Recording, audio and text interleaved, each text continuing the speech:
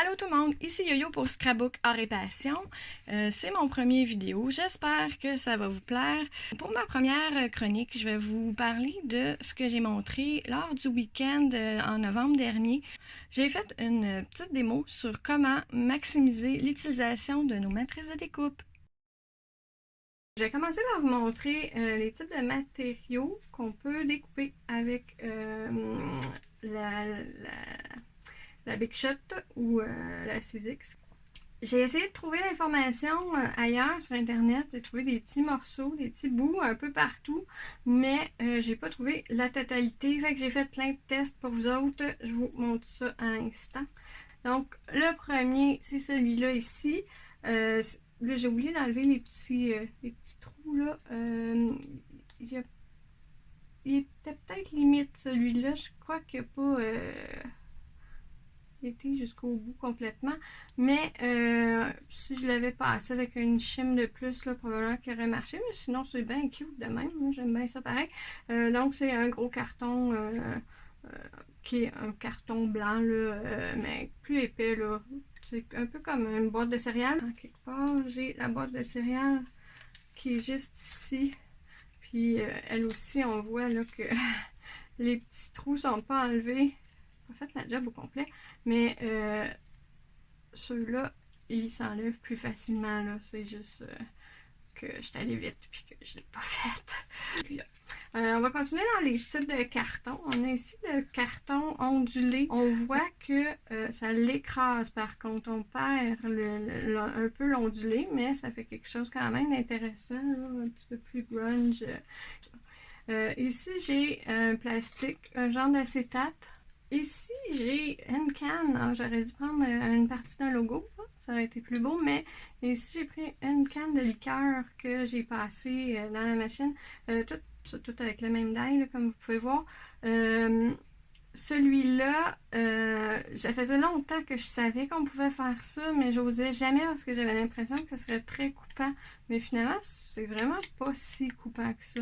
Ici, j'ai du papier métallisé. Ici, j'ai du Fun Foam, le petit foam qu'on voit souvent. Ici, j'ai du tissu qui c'est un petit peu moins bon comme résultat. Ça s'effrite un peu. Ça aurait été mieux si j'avais mis du fusible en dessous là, pour le mettre plus rigide. J'ai la feutrine. La feutrine, ça va très très bien. Encore une fois ici, bon, ça s'est effrité un petit peu, mais ça fait quand même bien beau. Lui, je vais le garder pour la fin. Celui-là, c'est du papier vélin. Simplement. Ici, j'ai du liège, excusez, on va le montrer comme ça va être plus évident. Ça ici, c'est du canevas. J'ai coupé un morceau d'une toile. Celui-là, c'est un papier glitter. C'est du papier assez fin par contre.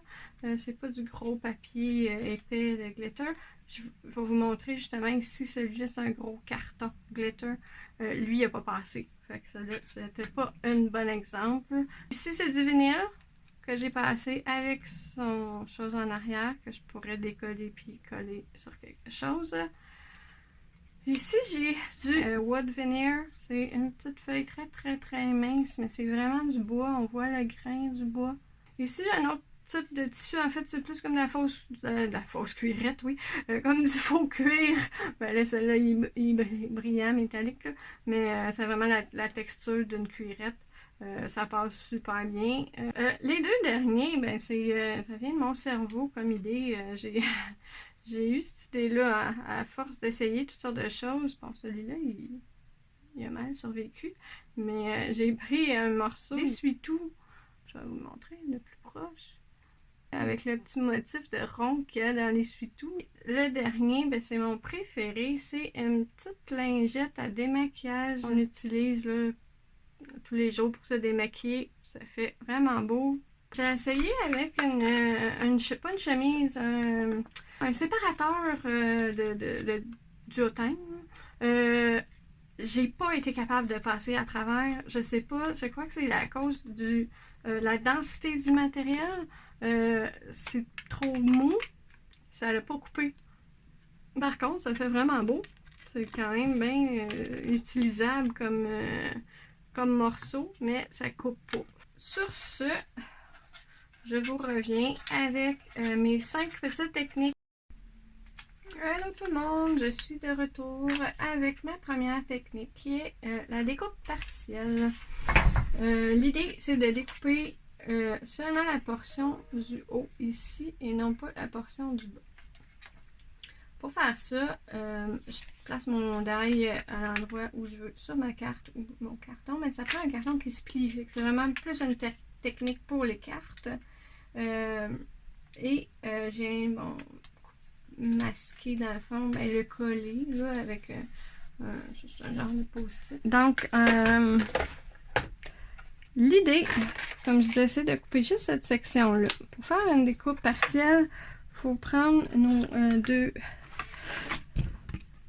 plates comme ça et les mettre décalés pour que ça découpe. En fait, là, je le fais à l'envers. Ça va découper entre les deux plaques. Fait que si jamais là, ben, ça va découper celle-là. Fait qu'il faut que je mette dans l'autre, sur l'autre. Souvent, je trouve que ça va mieux si je passe ma plaque déjà en dessous comme ça. Puis je l'aligne avec ma ligne ici. Par contre, il y a une petite pente ici. Là. Il y a une ligne. Il faut l'aligner avec cette ligne-là. Ça va même couper un petit peu plus bas. Bon, j'essaie d'aller un peu trop vite. Bon, c'est sûr que là, on voit le pli. Idéalement, il n'aurait pas fallu que je prenne une carte qui était déjà pliée. Il aurait fallu que je prenne un carton, puis que je fasse mon pli ici, puis là, après. Mais, ça donne quand même une idée. Là. Je vais vous donner l'autre exemple que j'ai fait ici, ou que j'avais fait pour le week-end, et aussi avec l'étoile. Le même principe. C'est sûr, par contre, qu'avec une technique comme ça, une carte comme ça, si on veut la poster, ça prend une enveloppe plus grande. Aussi, ça prend un carton à l'intérieur pour cacher le trou. Parce que sinon, ça a l'air fou un peu. Je vais vous montrer un autre exemple que j'ai fait aussi d'une découpe partielle qui est pas mal cute. On le voit pas super bien. Je vais mettre un carton bleu en arrière. Bon. Fait que c'est avec un die de XOXO, des petits cœurs, ça fait mignon. Pour la Saint-Valentin, ça serait vraiment cute. Ça, c'était la première technique. Je suis de retour avec ma deuxième technique qui est, on va l'appeler agrandissement d'un die, si on veut. Pour faire cette technique-là, ça prend un die qui est symétrique. Parce qu'on doit se baser sur le motif existant pour l'agrandir le nombre de fois qu'on veut. J'ai pris d'avance, j'ai coupé, j'ai passé une première fois. Donc pour agrandir un die, on va l'utiliser plus grand qu'il l'est réellement. Comme je dis, ça prend un die qui est symétrique parce que comme là, il était comme ça ici. On voit que j'ai la forme ici, ça répète la même forme là. Donc, pour l'agrandir, je dois venir mettre celui-là vis-à-vis celui-là. Je pourrais probablement venir mettre ça ici aussi. Ça aligne bien comme il faut sentir qu'il est pris dans la première découpe. Ce die-là, il va fonctionner même si je fais pas la même technique que tantôt. Mais si le die avait découpé aussi un contour, j'aurais pas pu faire ce que je vais faire là. Donc, on voit là que mon die a été doublé de largeur. Ça ici, je vais passer ça un peu. Ça ici, c'est mon die original, c'est la grandeur originale, puis ça, c'est la grandeur agrandie que j'ai pu faire. On peut utiliser cette technique-là avec d'autres choses. Quand je dis symétrique, il faut que ça soit en fait soit symétrique ou droit. Fait que j'ai une petite bannière ici. Admettons que j'aimerais ça l'avoir plus longue qu'elle l'est présentement. Mais je vais venir la couper juste qu'à la moitié de ce côté-là. Je ne veux pas couper ce côté-là comme ça. Je ne veux pas couper lui tout de suite parce que lui, il va sonner là. Fait que je viens ici et je fais la même technique que j'ai faite tantôt. Je viens passer ma plaque en dessous. Donc là, je l'ai allongée comme ça. Et pour faire de l'autre côté, ben, je viens mettre ça ici. Je peux regarder de l'autre côté. Je vais les sentir, on les voit pas, là, mais on sent bien là, que les couteaux sont dans les trous. Faut que je m'assure que ma bannière est dans le même sens. Là, il devrait être pas pire.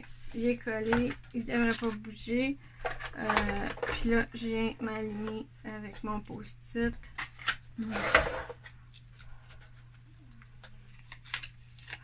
Pour vous montrer, on voit ici bon, ma grandeur de ma bannière versus mon die quand même plus grand. Puis ça donne, c'est transparent, on voit pas du tout là, que ça a été trafiqué. Ça m'amène à l'autre technique, qui est la technique vraiment complémentaire à celle-là, qui est l'inverse, rapetisser un die. Mettons que je veux avoir cette découpe-là, mais plus petite, là. Vous allez comprendre le principe. Oups.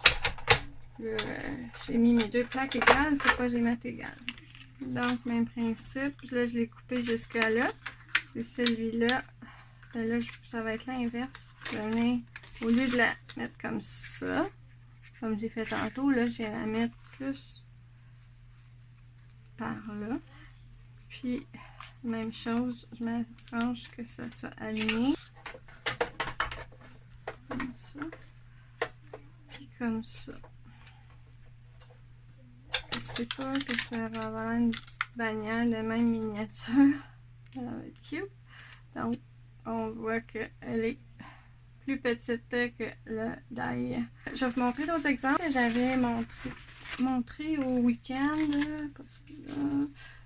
C'était avec cette même technique-là que je viens de vous montrer. Donc, c'était avec ce die-là. J'ai fait une petite fenêtre comme ça. J'ai fait une autre un peu plus grande comme ça. Quand un die s'aligne, c'est facile soit d'agrandir ou de rapetisser là, sans problème. Je pourrais venir faire comme ça. Aligner ma plaque. De couper un peu plus loin. Tantôt, je vous disais de vous aligner cette ligne-là, mais c'est presque entre les deux. C'est vraiment à peu près 1,8 du bord. Je vais vous donner un autre truc avec les petites plaques de la Sidekick. Si vous voyez, les autres ils ont la même chose ici. Oups, comme ça. Mais ici, sont droite. Fait que je peux prendre celle-là, puis venir la mettre comme ça, directement. Puis, elle est un peu plus épais. La petite plaque est un peu plus épaisse. On va prendre l'autre plaque originale. Puis, on va enlever une shim. Ah, ça fonctionne. Peut-être que ce ne sera pas assez. J'aimerais essayer avec mes shims favorites. Des fonds de pâte de scrapbooking. J'ai senti la résistance, ça devrait avoir coupé. Bon, là, elle n'était pas assez grande là, pour aller jusque-là, mais on voit un peu là, ce que ça pourrait faire. C'était la technique raccourcir ou agrandir un die.